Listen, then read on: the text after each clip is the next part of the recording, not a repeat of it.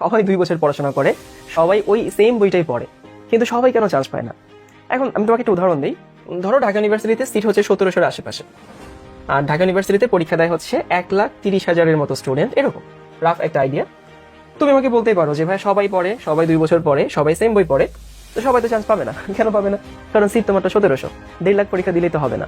এখন আমি জিনিসটাকে একটু অন্যভাবে দেখি। হ্যাঁ, তুমি যদি এই কম্পিটিটিভনেস চিন্তা করো, তাহলে 1300 বা 1700-এর বেশি চান্স পাবে না। কিন্তু তুমি কি মাঝে মধ্যে এরকম নিউজ দেখো না যে মাত্র 10% মানুষ পাস করছে অ্যাডমিশন ভর্তি পরীক্ষায়, বা মাত্র 12% মানুষ পাস করছে? এরকম কিন্তু মাঝে মধ্যে নিউজে দেখা যায় যে 10% পাস করছে, 5% পাস করছে, 6% পাস করছে। তাহলে আমার কথা হচ্ছে, ওইটা তুমি একটু ছাড়ো না। যে 1700 চান্স পাবে, এটা তো হয়, 1700 চান্স পাবে, কিন্তু 10% তো পাস করার কথা না। পাস তো থিওরিটিক্যালি সবাই করতে পারে, তাই না? পাস তো থিওরিটিক্যালি 12% করার কথা না। হ্যাঁ, থিওরিটিক্যালি 1700-এর বেশি চান্স পাবে না, বাট থিওরিটিক্যালি সবাই পাস করার কথা। তাহলে এইখানে একটু ঘাপলা আছে, মানে আমাদের কোথাও না কোথাও একটু ঝামেলা আছে। কারণ একটা ছেলে এইচএসসি পরীক্ষায় A+ পাইলো, সে 100-এর মধ্যে 80 পাইলো, তাহলে ওইখানে গিয়ে সে কেন 100-এর মধ্যে 33 বা 40 পাবে না? এটা কখনো কি তোমাদের মধ্যে কিউরিয়াসিটি জাগে না? বা ইজিলি পয়েন্টটা বোঝানোর চেষ্টা করছে। আপনি বলতেই পারেন যে সিট তো 1700, তো 17-এর বেশি তো চান্স পাবে না, 1700-এর বেশি চান্স পাওয়ার কথা না। ওকে, আমি মেনে নিলাম, কিন্তু কোথাও তো লেখা নাই যে ঢাকা ইউনিভার্সিটিতে 10%-এর বেশি পাস করতে পারবে না। পাস তো সবাই করতে পারে, বাট কেন করে না? সেখানে অবশ্যই কিছু না কিছু একটা ঘাপলা আছে। তো এই ঘাপলাটা আসলে কোথায়, আমি ওটা নিয়ে এখানে আলোচনা করবো, যে কেন আসলে সবাই পাস করে না বা সবাই চান্স পায় না। আমি খুব খুশি হইতাম যে ঢাকা ইউনিভার্সিটি ভর্তি পরীক্ষায় পরীক্ষা দিয়েছে, সেখানে 60-70% মানুষ পাস করছে, সেখান থেকে 1700 চান্স পাইছে। তাইলে দেশের শিক্ষা ব্যবস্থা বা স্টুডেন্টদের স্ট্র্যাটেজি ঠিক আছে বলে আমি মেনে নিতে পারতাম, এবং সেটা টিচারের পার্সপেক্টিভ থেকে আমার জন্য একটা মানে ভালো ফিল দেওয়া নিউজ হইতো, বা সেটা তো হচ্ছে না।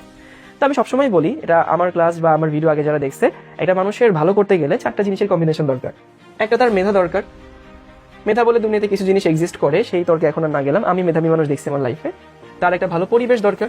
অনেক ফ্যামিলি আছে স্টুডেন্টকে আলাদা একটা পড়ার টেবিল দিতে পারে না, বা আলাদা একটা পড়ার রুম দিতে পারে না, অনেকগুলো মানুষ একসঙ্গে থাকে, ভালো স্কুলে যায় না, সে হয়তো ভালো খাবার দাবার পাচ্ছে না, এরকম অনেক পরিবেশ অনেকের থাকে। এরপরে তার পরিশ্রম দরকার। অবশ্যই পরিশ্রম ছাড়া তো কখনো কোনো কিছুই হয় না। পরিশ্রম বলতে আমি বুঝাচ্ছি পড়াশোনা করতে হবে, এবং তার ভাগ্যে থাকতে হবে। ভাগ্যে যদি না থাকে তাইলেও হয় না, এবং শেষটা আসলে অনেকে আমরা অমিট করে যাই।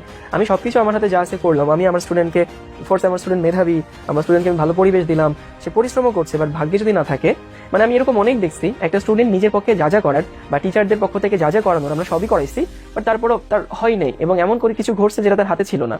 কয়েকটা উদাহরণ দিই, যে সিএনজিতে যাওয়ার সময় সিএনজি নষ্ট হয়ে গেছে, ছোট একটা অ্যাক্সিডেন্ট হয়েছে, পরীক্ষার হলে পৌঁছাতে পারেনি, প্যানিক অ্যাটাক করছে, হলের টিচার হয়তো কোঅপারেটিভ ছিলেন না, ওই সময় থট ব্লক হয়ে গেছে, পাশের স্টুডেন্টটা হয়তো ভালো না, স্যার বলছে 10 মিনিট আছে, তখনই প্যানিক অ্যাটাক শুরু হয়ে গেছে। এরকম হাজারটা কারণ থাকতে পারে। তো আসলে মেধা আমাদের হাতে নাই, এটা বাইবন যারা প্রকৃত মেধাবী, এটা আমাদের হাতে নাই। পরিবেশটাও আমাদের হাতে নাই, মানে স্টুডেন্টদের হাতে নাই। এটা তো আমার ফ্যামিলি আমাকে দিবে। এখন আমার ফ্যামিলি যদি আমাকে দিতে না পারে, তাহলে আমি কি সারাদিন বলবো যে আমাকে দিতে পারো না, দেখে আমি পড়াশোনা করছি না? তো এটা আমাদের হাতে নাই, ভাগ্যটা আমাদের হাতে নাই। আমরা ভাগ্যের জন্য দোয়া করতে পারি, আমাদের হাতে আছে পরিশ্রম। এখন পরিশ্রমকে সবাই করে না? হ্যাঁ, পরিশ্রম হয়তো অনেকেই করে। 10% মানুষ পাস করছে, মানে 10% মানুষ পরিশ্রম করেনি, পরিশ্রম আরো বেশি মানুষ করে। সেই পরিশ্রমটা আসলে একটু স্ট্র্যাটেজিক্যালি করতে হয়। সো কেউ আছে পরিশ্রম কম করে, কেউ আছে পরিশ্রম বেশি করে, কেউ আছে পরিশ্রম স্ট্র্যাটেজিক্যালি করে। তো তোমাকে আসলে এরকম একটা কথা আছে না, যে ওয়ার্ক স্মার্টলি হার্ডার।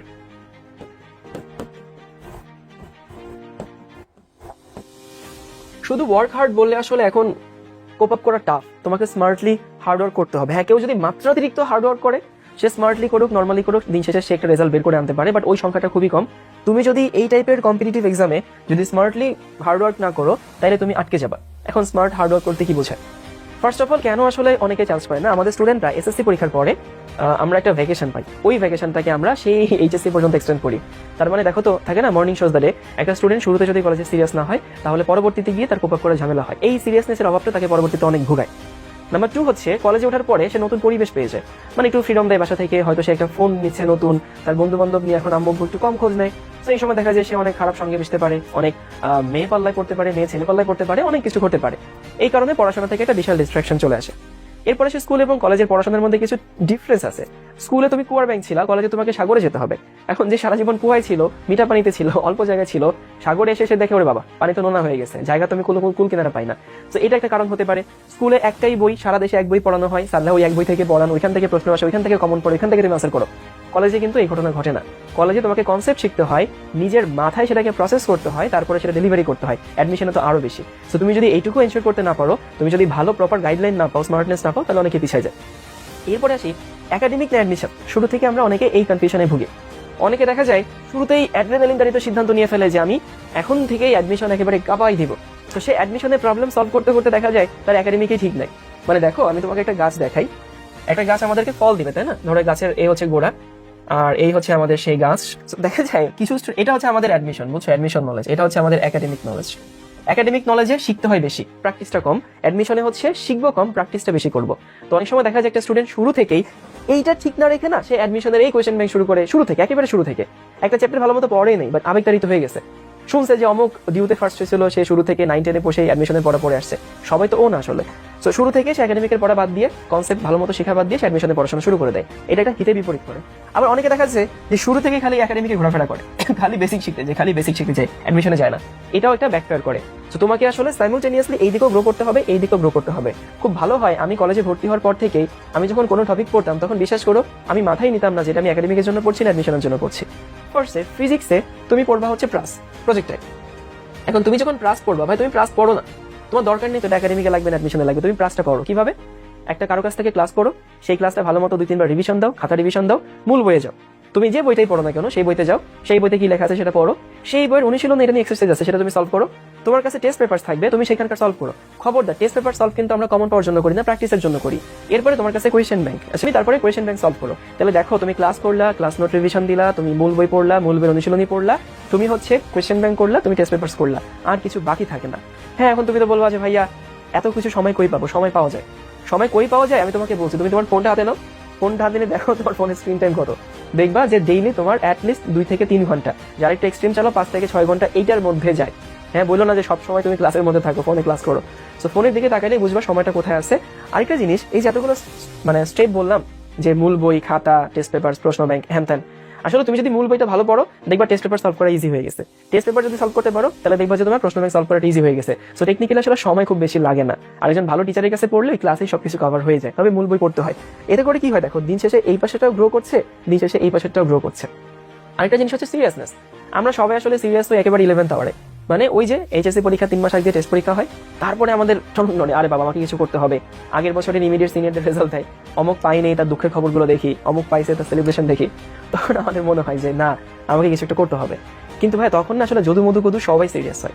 ওই সিরিয়াসনেস কিন্তু ডিফারেন্স তৈরি করে না। হ্যাঁ তৈরি করে তুমি যদি এক্সট্রিমলি সিরিয়াস হও, তুমি যদি এক্সট্রিমলি পরিশ্রম করো তাইলে হয়তো ডিফারেন্স তৈরি করে। কিন্তু যারা শুরু থেকে সিরিয়াস ছিল তারা করে কি, অ্যাডমিশনের সময় না ওই শুধু রিভিশন দেয়। আমাদের শেখার 2টা ফেজ আছে, একটা হচ্ছে ইনপুট ফেজ, ইনপুট মানে আমি বলতেছি কনসেপ্ট শেখার ফেজ, বুঝছো, কনসেপ্ট তুমি শিখবা। তারপর হচ্ছে প্র্যাকটিস ফেজ। সো ইনপুট ফেজটা আসলে একাডেমিকে বেশি করতে হয় এমন না। আমি যদি তোমাকে পার্সেন্টেজ বলি, একাডেমিকে তোমার হচ্ছে 70% ইনপুট, 30% প্র্যাকটিস।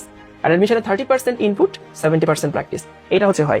ইভেন একাডেমিকের কোয়েশ্চেনগুলো আসে হচ্ছে কনসেপ্ট বেসড, এটা কাকে বলে, ওইটা কারে বলে, ওইটা কেন এটা হয়, এটা কেন এটা হয়। আর অ্যাডমিশনের প্রশ্ন আসে হচ্ছে উদাহরণ বেসড।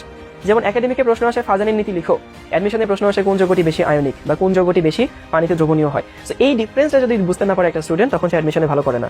সো অনেকে বলে যে ভাইয়া কিভাবে আপনি ডিউতে টপার হয়েছিলেন? ভাই এই স্ট্র্যাটেজিগুলোই। আমি সংক্ষেপে বলি, তোমার হচ্ছে মেধা, পরিশ্রম, ভাগ্য আর হচ্ছে পরিবেশ সবই লাগবে।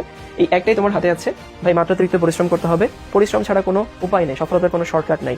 তুমি যখনই হচ্ছে শুধু ভাইয়ের পড়া পড়ে বলবা ভাই আপনার ক্লাস করলেই হবে, বই পড়তে হবে না, তুমি শর্টকাটে সফলতা খুঁজছো। 2 বার পরেই চিন্তা করবে আমার হয়ে যাবে, তুমি শর্টকাট খুঁজছো, কিন্তু সফলতার কোনো শর্টকাট নাই। পরিশ্রম হচ্ছে তোমাকে স্মার্টলি হার্ডওয়ার্ক করতে হবে, স্মার্টলি না করলে তুমি একটু পিছাই যাবা। এরপর আসে হচ্ছে একাডেমিক অ্যাডমিশন। একাডেমিক অ্যাডমিশন দুটো একসঙ্গে করতে হয়। একসঙ্গে করতে হয় মানে হচ্ছে একসাথে বেসিকটাও শিখতে হয়, একসাথে প্র্যাকটিসটাও করতে হয়। অ্যাডমিশনে তুমি যদি এখানে খুব বেশি দূর নাও যাও তাও প্যারা নাই, এইটুকু তুমি অ্যাডমিশনের সময়কে কভার করতে পারবা। ওকে, কিন্তু এই যে এইখানে কোনো রকমের ঘাটতি দেখা যাবে না।